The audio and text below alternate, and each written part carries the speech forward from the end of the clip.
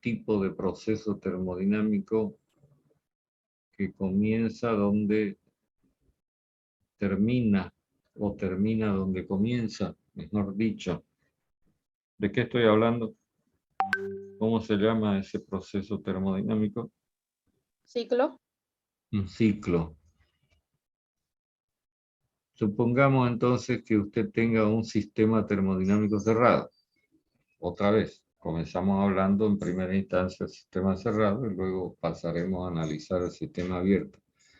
Y este sistema cerrado que se encuentra en el estado 1 experimenta un proceso como este que estoy graficando, que lo vamos a llamar A, que lo conduce al estado 2. ¿Qué tipo de proceso es el que estoy graficando?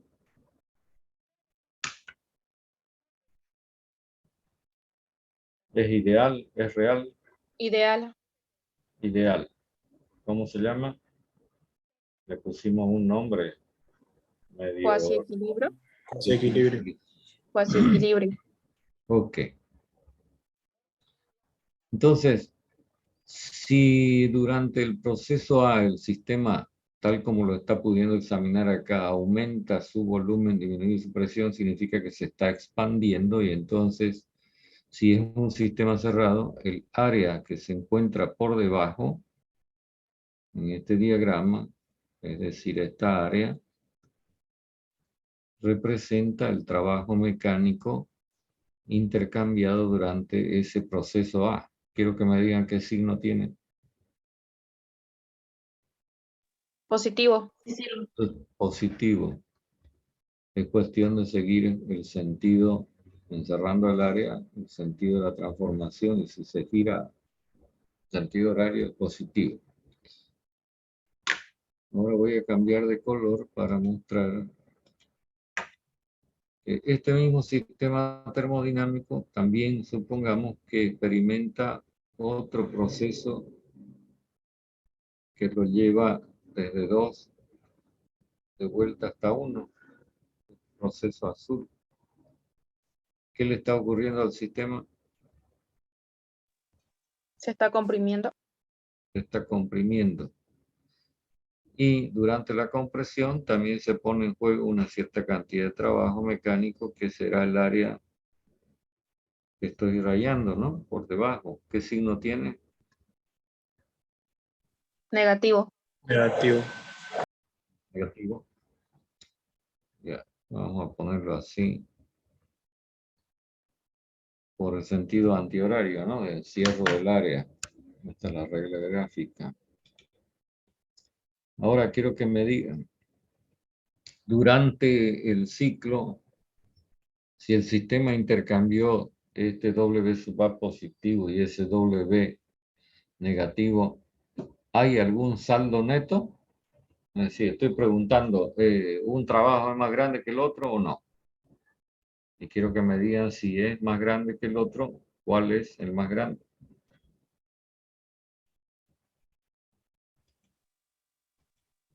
¿Pero lo están mirando en el gráfico? El trabajo es el mismo. ¿Cómo va a ser el mismo? ¿Acaso las áreas son iguales? A es más grande.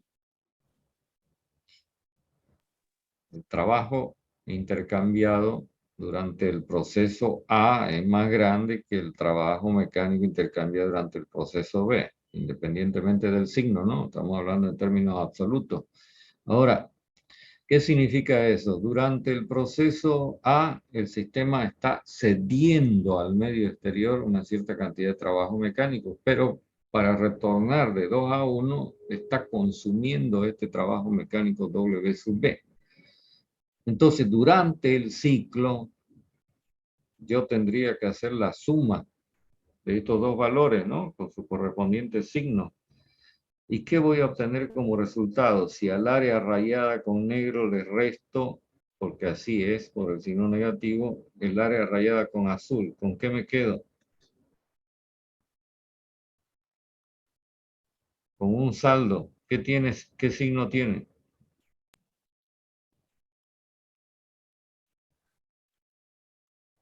Vamos, ¿qué signo tiene? Si W sub A me ha dicho que es más grande que W sub B. Positivo. Positivo. positivo. Y esto es coincidente con el encierro del área en el ciclo, siguiendo este sentido horario, ¿lo ven? Y en términos gráficos, si al área que está por debajo de A, el área rayada con negro, le resto el área rayada con azul, entonces me quedo con el área encerrada por el ciclo. ¿Qué estamos queriendo decir? Que durante el ciclo el sistema finalmente entregó un saldo de trabajo positivo al medio exterior. Pero la única manera de explicar que el sistema vuelva a ser como era inicialmente es que simplemente sirva como medio de conversión de la energía, porque sabemos que por el principio de conservación de la energía no se puede crear, no se crea de la nada, ¿no? Así como están planteadas las cosas, estaría, digamos, el planteamiento inconcluso, sin luces. Entonces, la única manera de explicar este saldo de trabajo positivo, pongamos que este sea el sistema cerrado, que experimenta un ciclo así, la única manera de explicar que este sistema está entregando un trabajo neto positivo al medio exterior es que esté recibiendo energía, porque si no, no hay cómo el sistema vuelva a ser como era inicialmente. Y entonces, el planteamiento que hacemos en la termodinámica es que esta energía que recibe el sistema la recibe en forma de calor. Y entonces, este sistema termodinámico cerrado se convierte en un elemento que transforma la energía térmica en energía mecánica. ¿Lo ven? Y esta es una de las grandes utilidades que tienen los ciclos, que ya lo vamos a comentar más adelante cuando conversemos un poco más de detalle acerca de los ciclos. Ahora, fíjense en lo siguiente. Si la cosa es tal como la que estamos mostrando, representada gráficamente a través de este esquema que hemos hecho acá, entonces yo tendría que escribir que ese calor recibido por el sistema va a ser igual al trabajo mecánico cedido. Hasta ahí se está cumpliendo lo que plantea la primera ley de la termodinámica, pero todavía no hace su aparición la segunda ley. Y resulta que cuando aparece la segunda ley dice esto es imposible. Es decir, no existe ningún sistema, hasta ahora no se lo ha descubierto, un sistema termodinámico cerrado que convierta toda la energía que reciba, forma de calor en este caso, en trabajo mecánico. Es decir, porque esto sería como pensar en algo perfecto. Entonces, cuando aparece la segunda ley, esta establece que lo único que puede ocurrir es esto. ¿Lo ven? No todo, ya empiezan las restricciones, no todo el calor recibido se puede convertir en trabajo mecánico. Pero entonces la pregunta que surge es, ¿y la diferencia entre Q sub 1 y W? ¿En qué queda? ¿Cómo queda? ¿Dónde queda? ¿Entienden lo que estoy planteando? Sí, Y el sistema recibió más que lo que está devolviendo en forma de trabajo mecánico. No se puede quedar dentro del sistema porque entonces no se cumpliría el ciclo, ¿no es verdad? El sistema quedaría con un cambio permanente. Entonces, para que ocurra el ciclo, esta diferencia entre Q sub 1 y W, que no es convertida en trabajo mecánico, tiene que devolverse otra vez al medio exterior. De esa manera se cumple el ciclo. Es decir, que ahora a la primera ley la vamos a tener que escribir así. Q sub 1 es lo que se recibe, que parcialmente se convierte en W y lo que no es convertido en W se devuelve al medio exterior. Entonces ahora estamos haciendo una aplicación de la primera ley con la restricción impuesta por la segunda ley. Este tipo de sistema termodinámico cerrado, que podrá ser una instalación, un equipo o una máquina, es lo que se suele llamar una máquina térmica. Esto que tenemos descrito por este dibujo se llama máquina o motor térmico. ¿Por qué se lo llama motor? Porque produce trabajo mecánico, y térmico porque lo hace a partir de calor. ¿Estamos claros con estas ideas? Sí. Entonces, como se puede observar claramente, la segunda ley impone restricciones. En este caso, digamos, es una restricción impuesta a la máquina térmica o motor térmico. Ahora, si nosotros pensamos en que nuestra intención es convertir calor en trabajo mecánico, entonces debemos pretender de que la mayor cantidad posible de ese calor Q sub 1 recibido se convierta en trabajo mecánico y la menor cantidad de calor residual quede sin aprovechar. Esto que estoy planteando se pone de manifiesto a través de un parámetro que en este tipo de máquinas se llama rendimiento de la máquina térmica y se define de esta manera. Como nunca W va a poder ser igual a Q sub 1, por la restricción que impone la segunda ley, entonces este parámetro siempre será menor que 1, pero con seguridad mayor que 0. Valores que lo podemos expresar también en porcentaje. Es decir, de acuerdo con la segunda ley de la termodinámica, fíjense acá, ninguna máquina térmica va a poder alcanzar un rendimiento igual al 100%.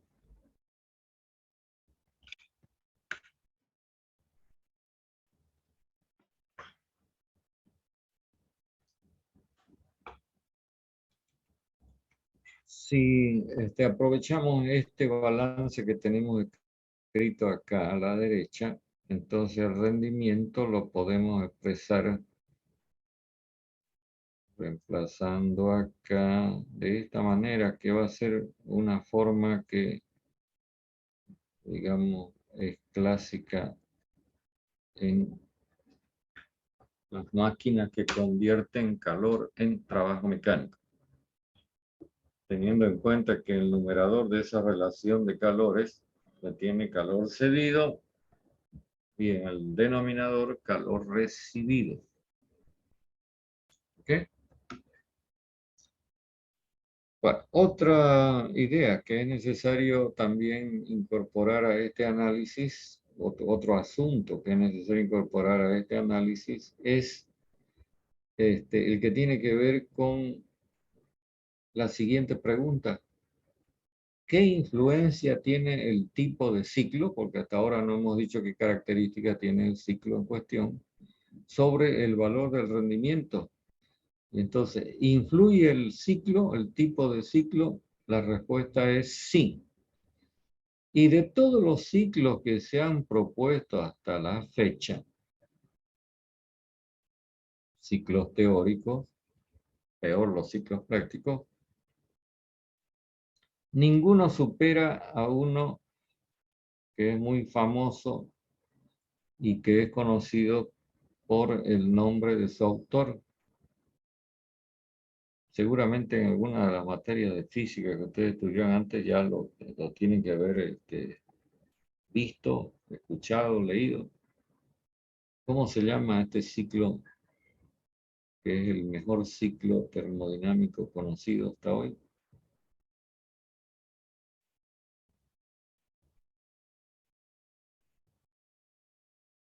A ver, alguien del público que lance la primera piedra.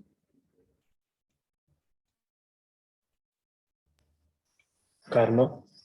El ciclo de Carnot. Sí, señor.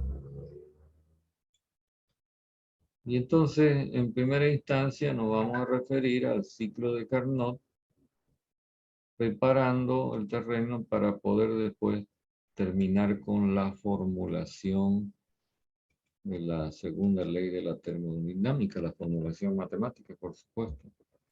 Entonces, repasando, el ciclo de Carnot es un ciclo teórico constituido por dos procesos termodinámicos isotérmicos y dos procesos termodinámicos adiabáticos,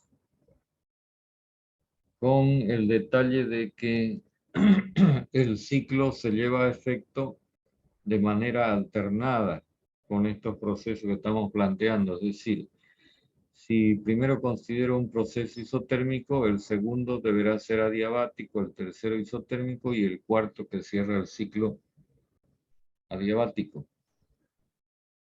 Y algo más que lo voy a decir y usted va a tener que estudiarlo en el Gordon para tener claro el concepto que voy a plantear ahora.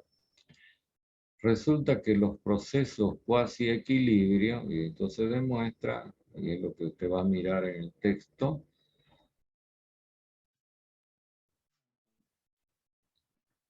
son en realidad procesos reversibles. Por lo tanto, el proceso reversible es un proceso ideal. Todos los demás procesos que van a ser procesos reales ya no se los llama reversibles, sino se les da la denominación de irreversibles, entendiéndose la irreversibilidad con, digamos, el hecho de que la situación se aleja cada vez más de esta condición de cuasi equilibrio o de reversibilidad. Entonces usted va a tomarse un poco de tiempo y va a mirar en el texto que se les ha recomendado este asunto del concepto de reversibilidad, pero ya la misma palabra dice, ¿no? Algo de ida y de vuelta, ¿no es? Eso es reversible. Si quieren, puedo poner un ejemplo de lo que podría ser un proceso reversible con algo muy sencillo. ¿Usted conoce esas chamarras de doble cara? Sí. Ya, una vez que la compró, usted se la pone de una forma o si quiere le da la vuelta y se la pone de la otra, ¿no es verdad? Y Sí. gasta algo más para hacer esta operación. Pregunto, ¿gasta algo para hacer esta operación si ya la tiene la chamarra? No, ingeniero. No gasta. Bueno, algo así es el concepto de reversibilidad. Entonces, les vuelvo a insistir en que usted lo mire en el texto. Porque a partir de este momento ya no vamos a decir cuasi equilibrio, ni vamos a decir ideal, más vamos a estar usando la palabra reversible o reversibilidad, o irreversible o irreversibilidad. Entonces, para que podamos terminar con esta clase, lo que voy a hacer a continuación es mostrar en un diagrama PV cómo es el ciclo de Carnot en una de sus alternativas, porque hay dos posibilidades. Voy a hacer el gráfico por acá. Esto es el diagrama PV. Ahora voy a dibujar esta curva ¿Cómo se llama?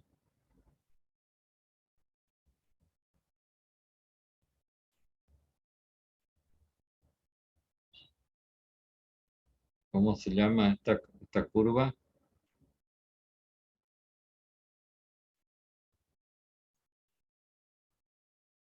Campana. La campana. Y usted ya sabe que dentro de la campana, entre los límites de estas dos curvas, la izquierda y la derecha, que en la parte de arriba se juntan en el punto crítico, coexisten dos fases, que son líquido saturado y vapor saturado seco. Entonces, mire, si yo marco el punto 1, ¿qué es lo que estoy representando? Líquido saturado. Líquido saturado. Y entonces lo someto a un proceso como este que lo lleva al estado 2, que representa Vapor saturado. vapor saturado seco. Y fíjense que el proceso es isotérmico, ¿no? A la temperatura T⁻₁. Y en este caso particular, además es isobárico. ¿Ok? Entonces estamos dando cumplimiento a un proceso reversible isotérmico. El siguiente proceso es un proceso de expansión, más o menos así, adiabática, expansión adiabática que conduce al fluido a la condición 3. Se expande porque hay una disminución de la presión de P⁻₁ a P⁻₀, lo que acarrea también una disminución de la temperatura. Por eso es que el fluido termina siendo una mezcla de líquido y vapor, con un cierto título. A continuación, ocurre el proceso 3-4, que es otra vez isotérmico, reversible, donde la mezcla de 3 se convierte en una mezcla 4 con un título menor. Y finalmente se produce la compresión adiabática que lleva, digamos, al fluido a la condición de partida. De esta manera tenemos un ciclo de Carnot. Esto, 1, 2, 3, 4. 1, 2, 3,